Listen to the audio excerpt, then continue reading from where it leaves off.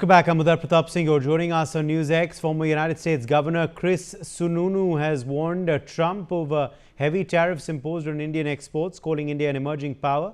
Sununu said that the tariffs are scaring U.S. manufacturers more than India, and that the last thing Trump should be doing is pushing away its strongest partner.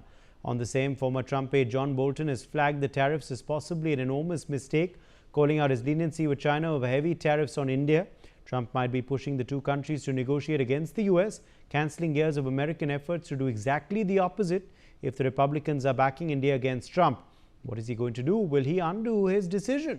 Joining us live, Ambassador Pradeep Kapur, former diplomat. We also have Dr. Sharat Kohli, economist, joining us live. Gautam Mukherjee, senior journalist, joins us on the broadcast. Mitali Nikore, economist, also with us live now. Ambassador Kapur, interestingly, a chorus of voices now erupting in the United States, both, of course, from within the Republican spectrum and outside, urging Trump not to sour relations with India. What do you make of these voices emerging now day after day? Thank you, Uday. Thank you for inviting me for this very important discussion.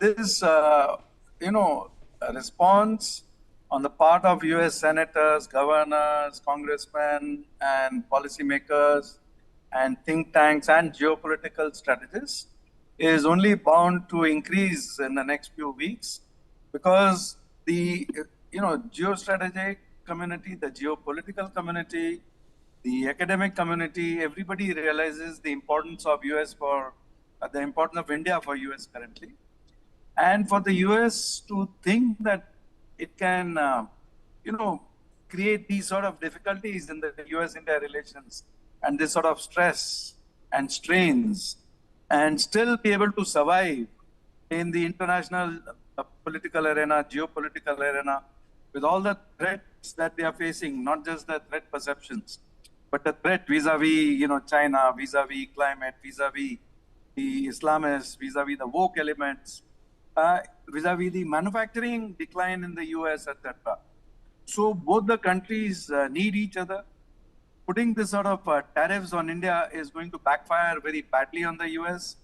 And even the rationale does not exist really currently, because if they are dealing with Russia themselves directly, they are buying so many things from Russia directly and indirectly. They're buying Russian oil through refined in India. Europe is buying refined oil through India, which is originating from Russia. And then to say that you're slapping these additional tariffs because India is supporting Russia and the Russian war against Ukraine, that does not hold any logic. That does not hold much water.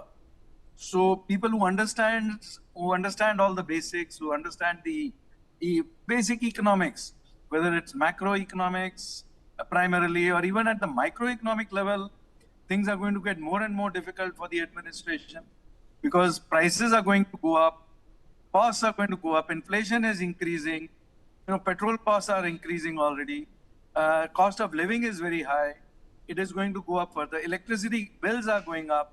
Even in our place where we live in Washington, D.C., the electricity costs have increased significantly the last 3 years or so, and this is bound to multiply. Now the voting is due in November 2026. The midterm elections for the House of Representatives, where the full House gets sort of voted upon every 2 years. 1/3 of the Senate gets voted upon every 2 years. Now, if the economy starts sinking, if the economy starts tanking, which it is looking like it's going to be doing, then the votes for the Republicans are going to start tanking very, very fast.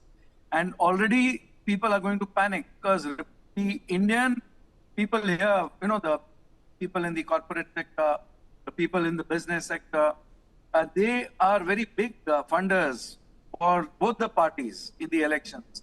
Now, if the funds start drying up towards the Republican Party, it's going to make it very difficult for them to get the Indian vote and the Indian funds for fighting the elections also.